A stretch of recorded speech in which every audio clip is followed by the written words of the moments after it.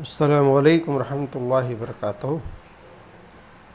عزیز طلبہ، آج جماعت دہم جغرافیہ کا 9واں سبق کا دوسرا حصہ مینس آف ٹرانسپورٹیشن، نقل و حمل کے ذرائع لے کے حاضر ہوا۔ اس سے پہلے ہم نے پہلا حصہ بھارت اور برازیل کا پیش کر چکے ہیں۔ 9ویں سبق کا جو پہلا حصہ تھا، یعنی پہلا حصہ ٹورزم پر تھا، دوسرا حصہ نقل و حمل پر ہے، ٹرانسپورٹیشن پر ہے، اور تیسرا مواصلات یعنی پیغام رسانی کے ذرائع پر ہوں گے، کمیونیکیشن پر ہوگا۔ پورے سبق کو سمجھنے کے لیے آپ تینوں ویڈیو ضرور دیکھیں۔ تو آئیے سبق کو شروع کرتے ہیں، اور اس سے پہلے کہ آپ نے اس چینل کو سبسکرائب نہ کیا ہو تو جیوگرافی ٹیچ ویری نائس کو ضرور سبسکرائب کر لیں۔ آئیے دیکھتے ہیں کہ نقل و حمل کہتے کسے ہیں، نقل و حمل سے کیا مراد ہے۔ کسی شے یا مسافر کو ایک جگہ سے دوسری جگہ منتقل کرنے کو نقل و حمل کہتے ہیں، یعنی جب ہم کسی چیز کو یا بذات خود انسان کو، مسافر کو ایک جگہ سے دوسری جگہ لے جانے کے لیے جو ذریعہ استعمال ہم کرتے ہیں، اسی کو ہم نقل و حمل یا ٹرانسپورٹیشن کہتے ہیں۔ تو یہ ٹرانسپورٹیشن کے ذرائع بہت سارے ہیں، کئی قسم کے ہوتے ہیں۔ برازیل کی ٹرانسپورٹیشن کے متعلق ہم بعد میں پڑھیں گے۔ نقل و حمل کے ذرائع مینس آف ٹرانسپورٹیشن، عمومی طور پر اس کو 4 حصوں میں تقسیم کیا جاتا ہے۔ لینڈ ٹرانسپورٹیشن یعنی زمینی نقل و حمل، واٹر ٹرانسپورٹیشن یعنی آبی نقل و حمل، ایئر ٹرانسپورٹیشن ہوائی نقل و حمل، اور پائپ لائنز۔ تو لینڈ ٹرانسپورٹیشن کے بنیادی طور پر 2 حصے ہیں، ریل راستے اور روڈ، یعنی ریل اور روڈ، سڑکیں اور ریلوے لائن۔ واٹر ٹرانسپورٹیشن کے آبی نقل و حمل کے بھی 2 قسمیں ہیں، لینڈ اور اوشن ٹرانسپورٹ، یعنی ملک کے اندر درون ملک آبی راستہ اور سمندری آبی راستہ۔ اسی طرح ایئر ٹرانسپورٹ کے بھی 2 قسمیں ہم کہہ سکتے ہیں۔ ایک وہ ٹرانسپورٹیشن ایئر ویز کا جو ان لینڈ ہوتا ہے، یعنی ملک کے اندر ہوتا ہے، اور ایک دوسرا وہ جو انٹرنیشنل ہوتا ہے، یعنی ایک ملک سے دوسرے ملک کے بیچ میں۔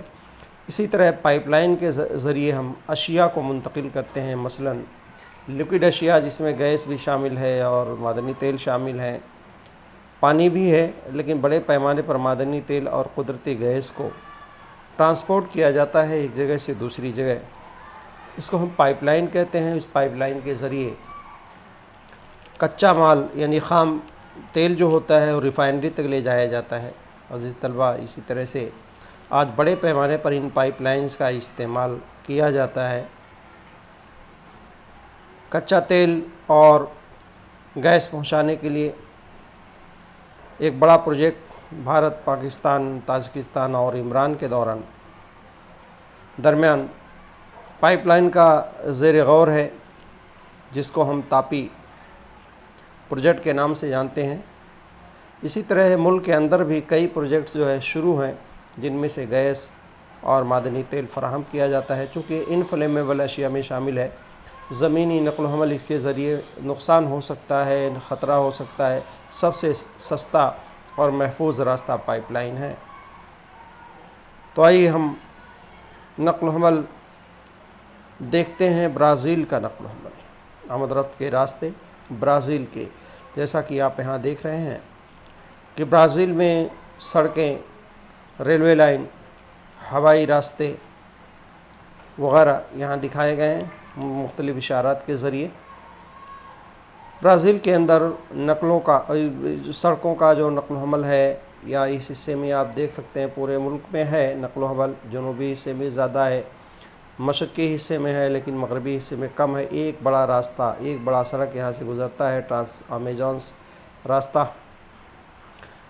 لیکن جو ریل کا راستہ ہے یہ اسی حصے میں محدود ہے، جنوبی اور مشرقی حصے میں، اس حصے میں یہاں تک محدود ہے، خصوصی برازیل کے مشرقی اور جنوبی حصے میں۔ لیکن مغربی حصے میں نقل و حمل کے جال کم ہیں، وہاں بھی نقل و حمل بھی ہوتا ہے۔ آئیے اس کی تفصیل ہم پڑھتے ہیں کہ برازیل میں نقل و حمل، برازیل میں سڑک نقل و حمل کا اہم ذریعہ ہے۔ ملک کا تقریباً 50% نقل و حمل سڑکوں سے ہوتا ہے، یعنی سب سے زیادہ نقل و حمل سڑکوں کے ذریعے ہوتا ہے۔ سڑکوں کا گنجان پر مشرقی علاقے میں زیادہ ہے۔ دلدلی علاقوں اور جنگلاتی علاقوں کی وجہ سے سڑکوں کا جال کم ہے۔ دریا امیزن میں تجارتی آمد و رفت ہوتی ہے۔ دریا پارانا اور ساحل کے علاقوں میں بھی آبی نقل و حمل ہوتی ہے۔ برازیل میں ہوائی اور ریل کے راستے محدود ہیں۔ اس طرح سے برازیل کی نقل و حمل ہوئی۔ ہم دیکھتے ہیں اس نقشے میں، یہاں آپ دیکھیں تو کیا بات ہمارے سامنے آئے گی کہ برازیل کا جو یہ حصہ ہے، یہ حصہ یہاں نقل و حمل کے جال بہت کم ہے، خصوصاً اس حصے میں جس کو ہم دریا امیزن کا گھنا جنگلاتی علاقہ کہتے ہیں۔ تو گھنا جنگلاتی علاقہ اور اسی طرح سے اس حصے میں یہ دلدلی علاقہ ہونے کی وجہ سے یہاں نقل و حمل کا جال کم ہے، کیونکہ دشواری ہے سڑکیں اور ریلوے لائن بنانے کے لیے۔ تو ان علاقوں میں جال کم ہے نقل و حمل کا، لیکن مشرقی اور جنوبی حصے میں جہاں انسانی مختلف معاشی اور تجارتی سرگرمیاں پائی جاتی ہیں، اس حصے میں یہاں سڑکوں کا گھنا جال ہے۔ جغرافی وجوہات کے طور پہ سوال پوچھا جا سکتا ہے۔ اسی طرح یہاں آبی نقل و حمل بھی ہوتا ہے۔ دریا امیزن کی ویلوسٹی تو بہت زیادہ ہے، تجارتی پیمانے پر کچھ نقل و حمل کی جاتی ہے۔ اسی طرح دوسری چھوٹی دریاؤں میں بھی آبی نقل و حمل کی جاتی ہے، اس کے علاوہ سمندری راستے بھی ہیں۔ تو آئیے سبق کو آگے بڑھاتے ہیں۔ بھارت میں نقل و حمل یعنی قومی شاہراہ اور اہم بندرگاہ، یہاں بھارت میں مختلف قسم کی نقل و حمل کی جاتی ہے۔ آبی راستے ہیں، فضائی راستے ہیں اور زمینی راستے ہیں، یعنی لینڈ ٹرانسپورٹیشن میں ریلوے اور سڑکیں بڑے پیمانے پر پورے بھارت میں پھیلی ہوئی ہیں۔ گھنا جال ہے شاہراہوں کا۔ یہاں اس نقشے میں آپ کو بندرگاہیں اور قومی شاہراہیں اور بڑی سڑکوں کا نقشہ دیا گیا ہے۔ اس نقشے کو آپ اچھی طرح سے پڑھیے اور اس کو پڑھ کر کے بندرگاہوں وغیرہ کی نشاندہی کرنے کے لیے بھی آ سکتی ہے، سڑکوں کی نشاندہی۔ اسی طرح آگے ایک نقشہ ریلوے لائن کے متعلق ہے، تو آئیے ہم پڑھتے ہیں۔ بھارت کے اندر سڑکیں۔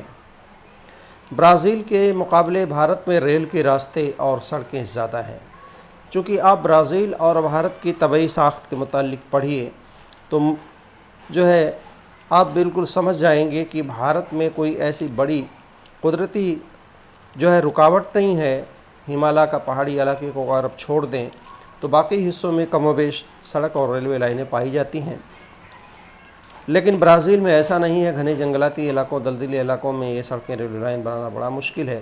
تو بھارت میں تقریباً 85% عوامی سفر اور 70% اشیاء کی نقل و حمل یہ زمینی راستوں کے ذریعے، سڑکوں کے ذریعے ہوتی ہے۔ ریل کے راستوں کی ترقی کی وجہ سے سفر اور اشیاء کی نقل و حمل میں آسانی ہوئی ہے۔ بھارتی معیشت میں اضافے کے لیے ریل کے راستوں کا حصہ بڑی اہمیت رکھتا ہے۔ ریل کے راستے ہمیشہ ہی سفر کا اہم وسیلہ رہے ہیں اور بھارت کے وسطی حصے میں شمال مشرقی ریاستوں اور راجستھان میں ریل کے راستوں کا جال کم گھنا ہے، جبکہ شمالی بھارت کے میدانی علاقوں میں ریل کے راستوں کا جال بہت گھنا ہے۔ جس ملک کی وسعت زیادہ ہوتی ہے اس ملک میں دور دراز علاقوں تک سفر کرنے کے لیے ریل کے راستوں کا استعمال کیا جاتا ہے۔ آپ اس میں دیکھیں گے کہ سڑکوں کا جال تو پورے بھارت میں پھیلا ہوا ہے، لیکن خصوصی طور پر ریل کے راستے اور سڑکیں شمالی بھارت کے حصوں میں زیادہ ہیں، یہ آپ یہاں دیکھ رہے ہیں اس حصے میں۔ لیکن آپ کو یہ پہاڑی حصہ، یہ جو پہاڑی علاقہ ہے، پہاڑی حصہ آپ کو جو دکھائی دے رہا ہے، جموں کشمیر کا، ہماچل کا، اسی طرح اتراکھنڈ کا، شمال مشرق کا یہ علاقہ ہے، یہاں پر سڑکوں کا جال، ریلوے کا جال کم ہے، اس طرح راجستھان کے مغربی حصے میں۔ اس کی وجہ یہ ہے کہ پہاڑی علاقے کی سطح ناہموار ہونے کی وجہ سے سڑکوں کا جال اتنا گھنا اور ریلوے لائن بنانا بہت مشکل ہوتا ہے۔ اسی طرح راجستھان کے مغربی حصے میں آبادی کم ہے، سرگرمیاں کم ہیں، اس کی وجہ سے وہاں سڑکیں اور ریلوے لائن کا جال کم ہے۔ لیکن उन हिस्सों को अगर छोड़ दें तो पूरे भारत में आप देख रहे हैं मुख्तलिफ़ रेलवे स्टेशंस कायम हैं, हवाई अड्डों की निशानदेही की गई है। नक्शा आपके लिए बहुत ही अहमियत का हामिल है। इसमें भारत के अहम शहर जिसमें हवाई अड्डे कायम हैं और रेल के रास्तों के बड़े बड़े स्टेशंस हैं और रेलवे रूट्स हैं, आप इसको पढ़ करके नक्शे के लिए भी तैयार कर सकते हैं। तो ये हिस्से में ख़ास तौर पर बड़े पैमाने पर जाल है शुमाली भारत में, क्योंकि मुकम्मल मैदानी इलाका है, मुख्तलिफ़ माशी सनती सरगर्मियाँ हैं, जिसकी वजह से नक़ल हमल की ज़्यादा ज़रूरत पड़ती है। रेल के रास्ते सड़क के रास्तों की बनिस्बत ज़्यादा सस्ते होते हैं, क्योंकि सड़कों की फ़्लेक्सिबिलिटी तो ज़्यादा होती है, वो हमारे घर तक होती हैं। रेलवे फ़्लेक्सिबिलिटी इतनी तो नहीं होती, सड़कों की बनिस्बत कम होती है, लेकिन वो लंबी दूरी तय करने के लिए हम सड़कों का इस्तेमाल ना करके रेलवे का इस्तेमाल करते हैं। इस तरह अंदरूनी मुल्क सामान की ढुलाई के लिए बड़े पैमाने पर रेलवे का इस्तेमाल किया जाता है। इस तलबा इसी तरह आबी रास्ते हैं बैनुल-अक़वामी तिजारत के लिए, ख़ुसूसी तौर पर एक मुल्क से दूसरे मुल्क सामान दरामद और बरामद करने के लिए जो तिजारत की जाती है उसको हम बैनुल-अक़वामी तिजारत कहते हैं। इसके लिए 95% जो है हमारी बैनुल-अक़वामी तिजारत इसी आबी रास्तों के ऊपर मुनहसर होती है। तो बैनुल-अक़वामी तिजारत में तकरीबन 95% तिजारत समंदरी रास्तों से होती है। बैनुल-अक़वामी तिजारत के अलावा मुल्क के ख़ास ज़मीनी हिस्से और जज़ायर के दरमियान नक़ल हमल के लिए आबी रास्तों का इस्तेमाल किया जाता है, जैसे भारत के अंदरूनी हिस्सों से अंडमान निकोबार जज़ायर, इसी तरह लक्षद्वीप जज़ायर तक जाने के लिए पानी के रास्तों का ही इस्तेमाल किया जाता है। इसी तरह से दूसरे ममालिक से सफ़र करने के लिए ख़ुसूसी तौर पर तिजारती मकासद के लिए इसका इस्तेमाल किया जाता है, सामान की ढुलाई के लिए, क्योंकि आबी रास्ते कम खर्च वाले होते हैं। आबी रास्ते नक़ल हमल कम खर्च होता है, नक़ल हमल पर कम खर्चीले होते हैं, सस्ते होते हैं, अर्ज़ा होते हैं। मुल्क की कुल नक़ल हमल के ज़राए में आबी रास्तों का हिस्सा सिर्फ़ 1% हिस्सा है। इसमें दरिया, नहरें, खाड़ियाँ, दीगर आबी ज़ख़ायर शामिल हैं। तो ये रास्ते अर्ज़ा तरीन होते हैं, सस्ते होते हैं। क्या वजह है? जोग्राफ़ी वजूब इस पर एक पूछी जाती है कि रेलवे लाइन और सड़कें बनाने के लिए हमें बड़े पैमाने पर पैसा खर्च करना पड़ता है, इंफ्रास्ट्रक्चर कायम करने के लिए बड़े पैमाने पर रुपया पैसा खर्च होता है हुकूमत का, लेकिन आबी रास्ते कुदरती तौर पर बने होते हैं, इनको बनाने की तामीर करने की ज़रूरत नहीं होती। तो तलबा इस तरह से ये आबी रास्ते खर्च जो है कम खर्च वाले होते हैं। इसके अलावा इसमें ईंधन कम खर्च होता है। जहाज़ जो है पानी में बड़ी रवानी के साथ चलता है तो ईंधन कम खर्च होता है, चूँकि लहरें भी हैं जिसकी वजह से जहाज़ आगे बढ़ता है। और इनकी जहाज़ों की कैपेसिटी रेलवे और सड़कों के बनिस्बत ज़्यादा होती है सामान की ढुलाई की। हज़ारों टन सामान एक साथ, यानी एक बड़े बड़े जहाज़ जो होते हैं कमर्शियल तिजारती मकसद के लिए जो इस्तेमाल किए जाते हैं, अपने आप में एक गांव होते हैं, एक शहर होते हैं। तो ये बड़े बड़े जहाज़ होते हैं जिसमें हज़ारों टन सामान एक जगह से दूसरी जगह जाता है। तो ये आबी रास्ते बहुत ही अहम होते हैं। और ख़ुसूसी तौर पर ये नक़ल हमल के जाल जो भारत और ब्राज़ील दोनों में हमने देखा फैले हुई हैं, ये नक़ल हमल किसी मुल्क की तरक्की के लिए रीढ़ की हड्डी है और ये बुनियादी इंफ्रास्ट्रक्चर कहलाते हैं। ये बहुत ही ज़रूरी है मुल्क की तरक्की के लिए। बग़ैर नक़ल हमल के मुल्क की तरक्की को जो है मुमकिन ही नहीं है। ख़ुसूसी रेलवे लाइनें और सड़क के रास्ते और सड़कों में भी तेज़ रफ्तार जो है सड़कें, express highway, super express highway वगैरह कायम किए गए हैं। तो ब्राज़ील के मुकाबले में भारत में बैनुल-अक़वामी हवाई आमद-रफ़्त का ब्राज़ील के मुकाबले में भारत में बैनुल-अक़वामी हवाई आमद-रफ़्त को ज़्यादा तरक्की हासिल हुई है। इसी तरह भारत में अंदरूनी मुल्क हवाई रास्तों का इस्तेमाल भी बढ़ता जा रहा है। यानी भारत के अंदर अंदरूनी मुल्क और बैरूनी मुल्क दोनों हवाई रास्ते हैं। चूँकि बड़े बड़े शहरों को आपस में जोड़ा गया है, इन जो डोमेस्टिक फ़्लाइट्स होती हैं, आप देखते हैं कि मुख्तलिफ़ रियासत की राजधानियों को ख़ुसूसी तौर पर वहाँ पर हवाई अड्डे हैं, इंटरनेशनल एयरपोर्ट्स हैं, जो दूसरे ममालिक में जाने के लिए परवाज़ें वहाँ होती हैं, इंटरनेशनल फ़्लाइट्स होती हैं। इस तरह से बड़े पैमाने पर हवाई रास्तों का भी भारत के अंदर फैला हुआ। और ख़ुसूसी तौर पर हवाई रास्ते हमारे लिए इसलिए भी अहम हैं क्योंकि जो दुश्वार गुज़ार इलाके जैसे शुमाल मशरिक़ के पहाड़ी इलाके हैं, वहाँ पर अशिया को पहुँचाने के लिए हवाई रास्ते बहुत ही कारगर साबित होते हैं।